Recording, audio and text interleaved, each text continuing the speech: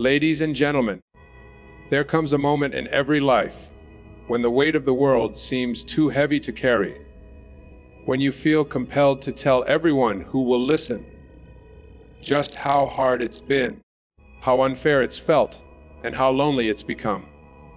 But I want you to pause just for a second and ask yourself this: what are you really doing when you tell your problems to the world?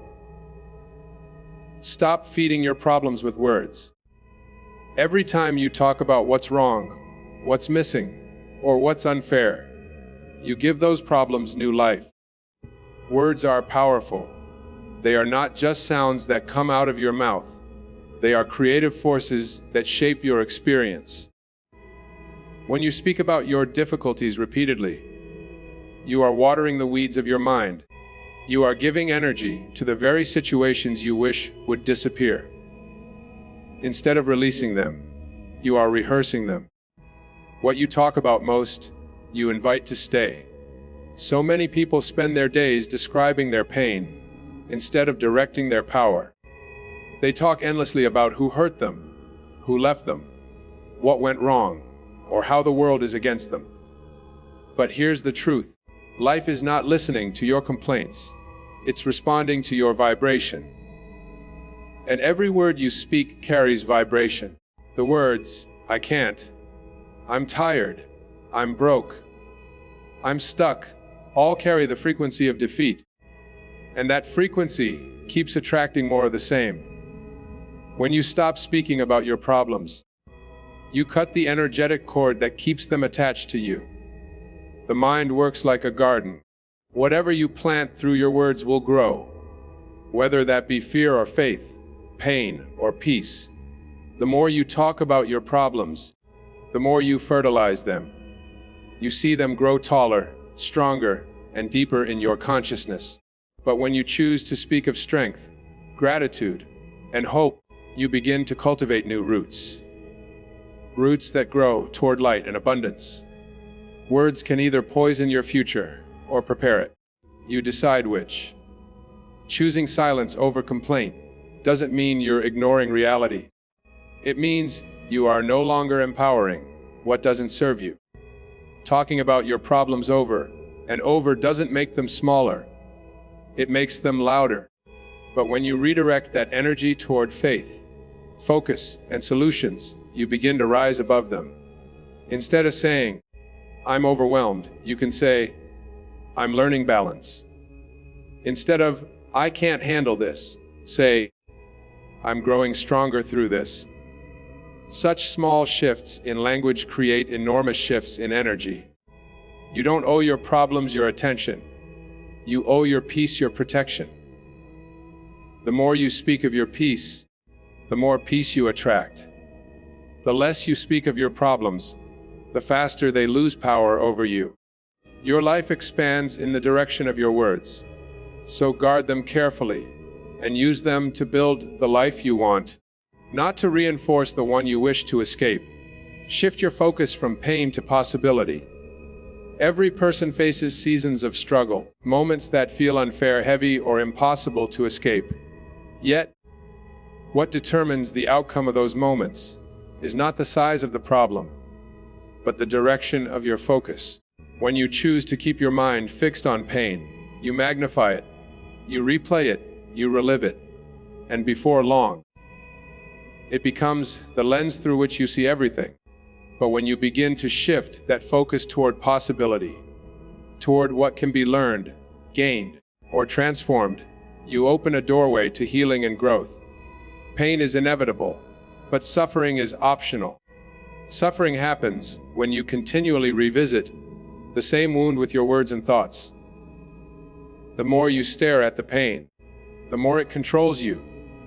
The more you shift your gaze toward possibility, the more power you reclaim.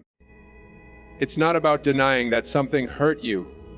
It's about deciding that it won't define you. When you look for possibility, you begin to ask new questions. What is this teaching me? How can I grow from this? What strength is being developed in me through this? Those questions move your energy from helplessness to hope. Every problem carries within it the seed of an opportunity. The seed might be hidden beneath layers of disappointment, fear, or frustration, but it's there. And just as a seed must be planted in darkness before it grows toward light, your challenges are often the soil that grows your strength. If you keep staring at the darkness, you'll miss the sprout that's pushing upward. But if you focus on the growth that's happening beneath the surface, you'll find gratitude even in difficulty. That gratitude is what transforms pain into purpose. Shifting your focus doesn't mean pretending that everything is fine. It means choosing to believe that something valuable can come from what isn't. It's deciding that even if life didn't go as planned, it's still leading you somewhere meaningful. Possibility begins the moment you stop asking, "Why is this happening to me?" and start asking, "What is this trying to show me?" One question drains your spirit, the other awakens it. When you focus on pain, your energy contracts, your vision narrows, and all you see is the wound. But when you focus on possibility, your energy expands, your mind opens, and you begin to see options where there once were none. Your focus is a magnet. Whatever it rests on grows stronger. Choose to focus on what empowers you, not what imprisons you. Change the inner dialogue. The most powerful conversation you will ever have is not with another person, but with yourself. Every day, your mind speaks to you in whispers and echoes. Some words of encouragement, others of doubt. These thoughts shape how you feel, how you act, and ultimately, the quality of your life. When that inner dialogue is filled with fear, criticism, and limitation, it becomes a cage that keeps you trapped in old patterns. But when it is guided by compassion, belief, and courage, it becomes a bridge that leads you to freedom. Many people wait for others to affirm them, to validate their worth, or to rescue them from discouragement. Yet no one can save you from your own thinking. The moment you realize that your peace and power are determined by the voice within, you take back control of your life. The words you say to yourself in silence have more influence than the words shouted by the world.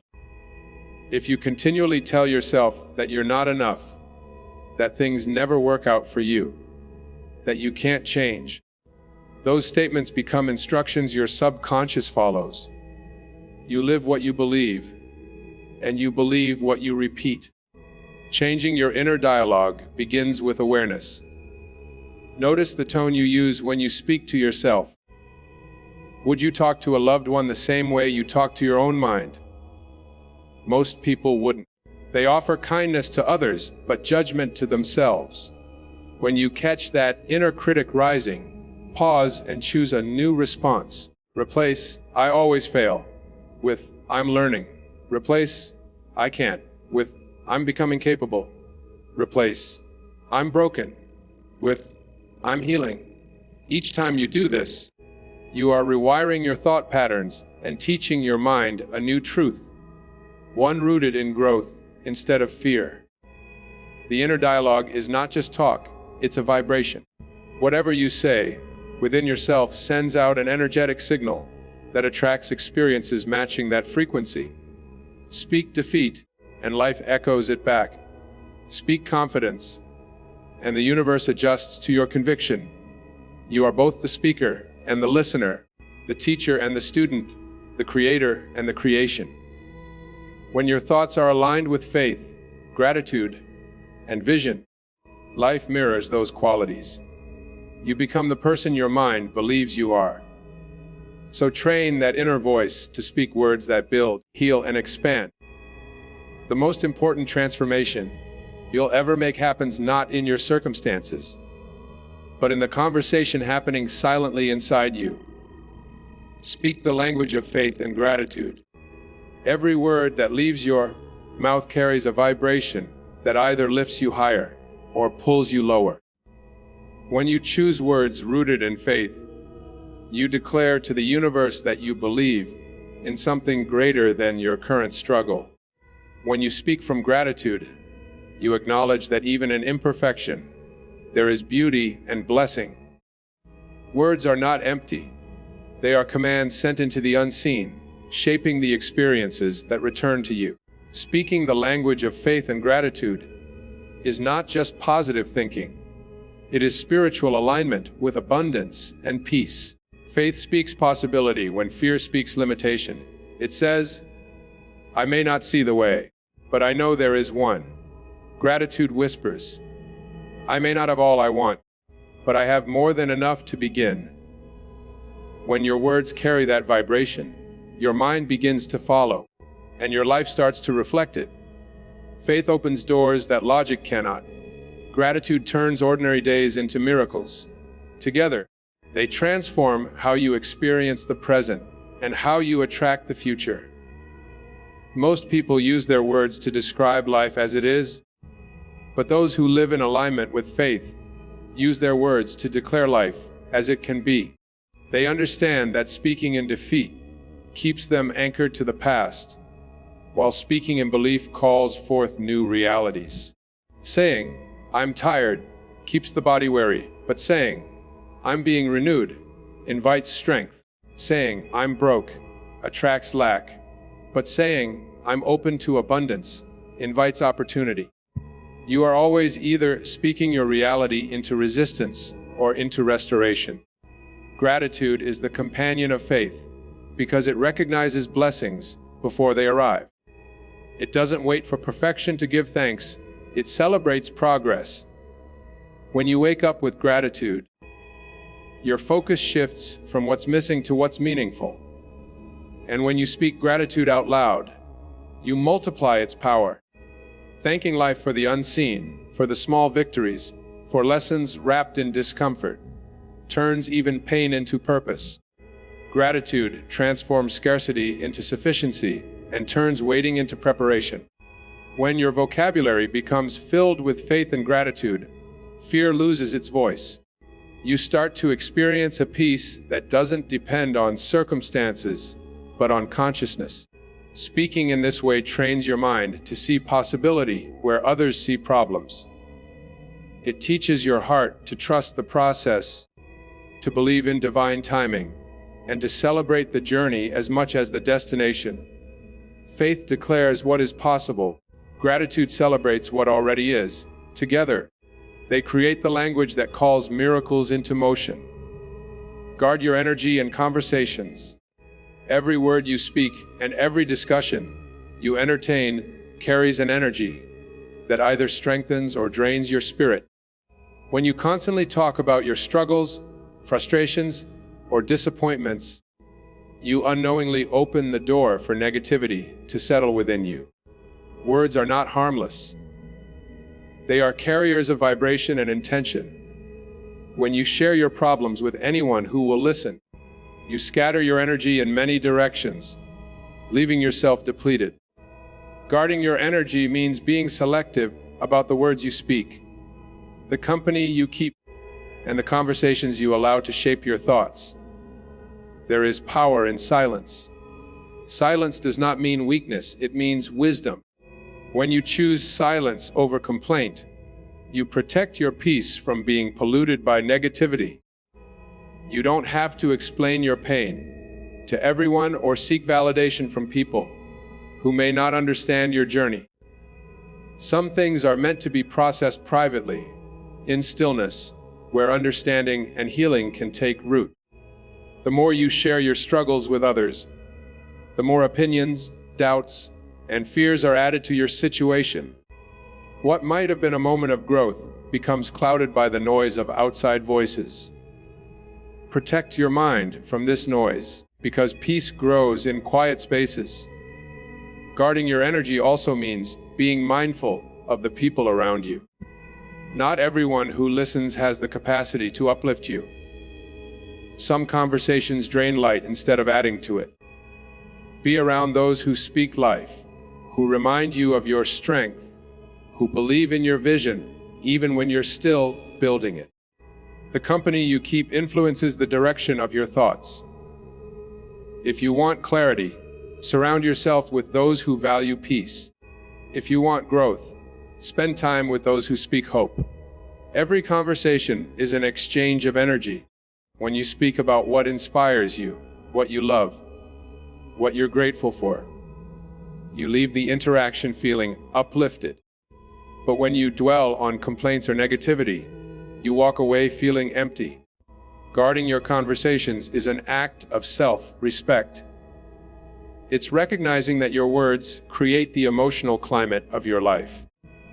You can't always control what happens around you, but you can always control what you choose to engage with. Energy is your most valuable currency, and where you invest it determines the quality of your inner world. When you protect your peace and choose conversations that align with your highest self, you become the guardian of your own joy. Your power defines you, not your problems.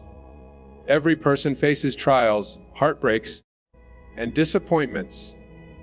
But these moments are not the measure of who you are. They are simply experiences passing through your life. What truly defines you is how you rise, how you think, and how you choose to respond. Many people make the mistake of identifying themselves by their pain, saying, "I'm broken," "I'm unlucky," or "I'm a failure." But these are not truths, they are temporary emotions. You are not what happened to you. You are what you become through it. Your power is not lost in your struggles, it is revealed through them. Life will always bring challenges, but those challenges are not there to define your worth. They are there to remind you of your strength. Every storm that has entered your life has carried a hidden lesson, an opportunity to awaken something within you that comfort could never teach.